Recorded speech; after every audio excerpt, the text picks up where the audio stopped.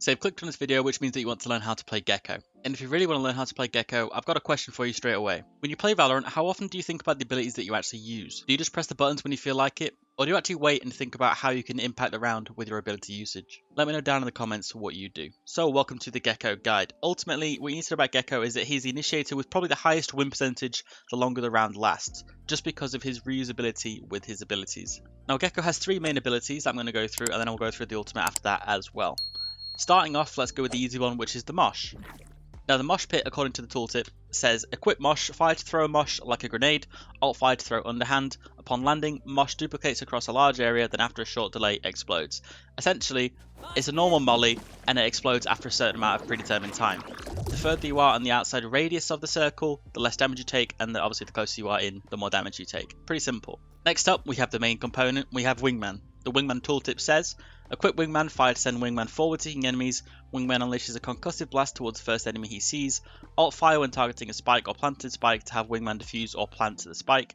To plant, Gekko must have the spike in his inventory. When Wingman expires, he reverts into a globule that you can pick up.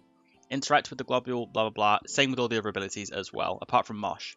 And so the final bit of kit that we have is Dizzy. Dizzy's tooltip says, equip Dizzy, fire to send Dizzy soaring, I've said Dizzy a lot, fire to send Dizzy soaring through the air. Dizzy charges and unleashes a plasma blast at enemies in line of sight.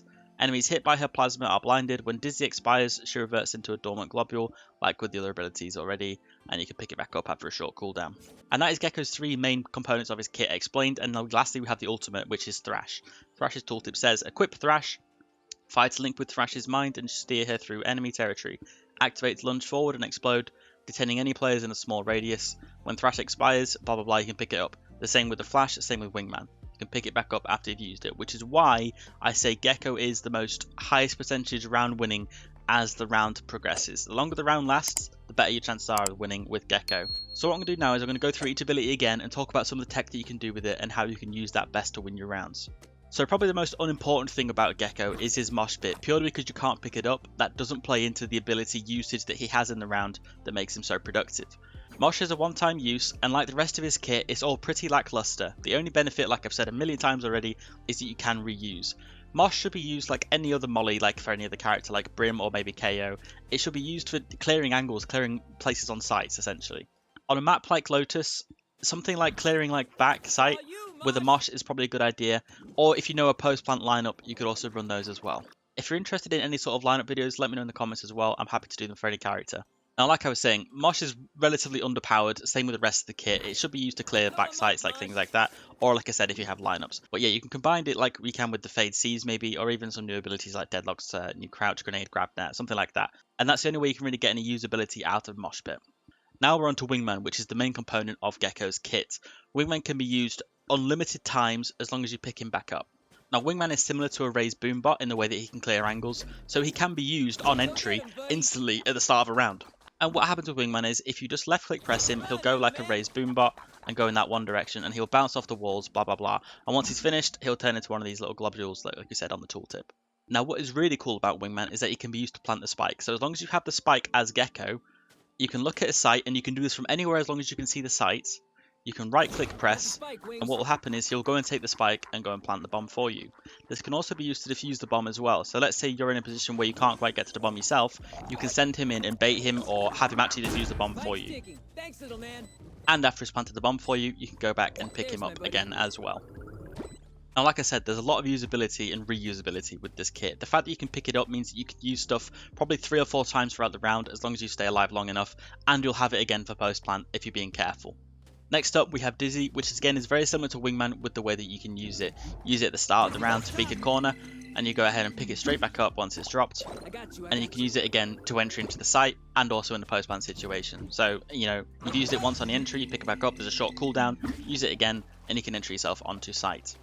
Now Dizzy is quite cool because it can flash everyone that it sees. So what you can do is, as a setup, just like something on Lotus for example, you can throw it up like this, and what will happen is, you'll be able to see it pop all the way from down here as well. So on defense, you could use that as sort of like a flash for your teammates, and it's reusable. As long as you throw it straight up and not over the wall. I mean, you can throw it over the wall and come grab it around the front, but it's safer. You can just throw it straight up in the air and pick it back up, and I'll show you that now quickly. So let's say you want to flash for your teammate peeking out C long, you can throw it straight up in the air, it'll blind them like I just showed you, and you can pick it straight back up. So in case your teammate dies on that peak, you'll get this back in 10 seconds off the cooldown, and you can use it again for a retake. And finally, we have Thrash. Now, here's what Thrash looks like when you use it.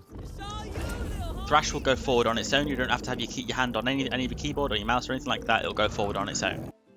Now, Thrash can also be stopped still if you want to maybe try like a bait or like a technical play or something. You can hold S to stop it going forward, and you can do it like just stay still. She's all done running.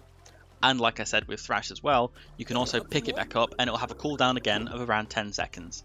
And when you consider the fact that there's an ultimate ability that detains people and can be reused even after, capturing someone, it's kind of broken. So now that's the abilities sort of gone into a bit more detail. What sort of tech can you produce with them?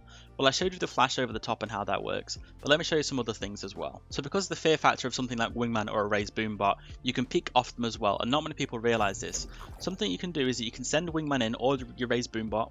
You can left click press, send them in, and you can peek off this as well, because the enemies are going to be looking to destroy Wingman chasing after them rather than trying to shoot you straight away. If they stay and hold the angle on you, rather than trying to shoot Wingman, they're going to get stunned, clapped, and it's an easy trade for your teammates if they still manage to kill you anyway.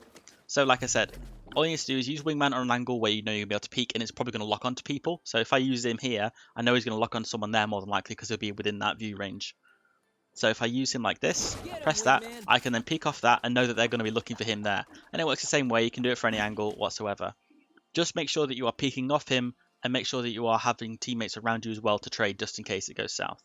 Something else with Gekko is that he's really good at faking sites. Because people are scared of Wingman planting the bomb in places they can't get to, what you can do is lay down a lot of smokes and take control of a site whilst your entire team is on the other side, just by using a couple smokes and your Wingman and your flash ability, Dizzy. So let's say, for example, you got smoked up onto C, no one's peeking you off the start, you can send Wingman in as if you're going to plant it, fake plant for them, the bomb is on the other site, and all you got to do is just use your utility here to fake the push out onto the site. Use your Mosh Pit back site, use your Wingman to try clear an angle, use your Dizzy to take control of a site, use all of that abilities, all that utility, and they're going to be scared of the bomb getting down, they're going to be scared of getting flashed, they're going to be scared of getting stuck in Mosh Pit, and they're going to be scared of your Thrash if you decide to invest it as well, although I wouldn't. What this is going to do is, that much utility, because Gekko is just so full of that utility, it's all going to make the enemy team rotate super fast, especially in ranked. And I think ultimately that's where Gekko shines the most, in ranked play. Somewhere where you can use his ability over and over and over again, as long as you have teammates providing help for you. So it's better to duo or trio queue really with him. One more thing to add as well is that people don't realise that you can pop Thrash mid-air as well.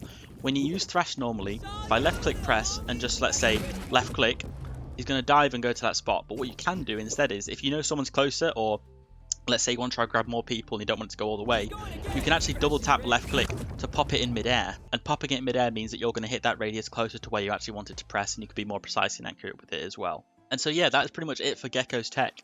Hopefully you learned something in the video. If you did, let me know down in the comments. Make sure you stay subscribed to the channel because I've got a bunch of videos coming out as well. Make sure you check out my Deadlock Only to Radiant series I'm doing, and I will catch you guys in the next video.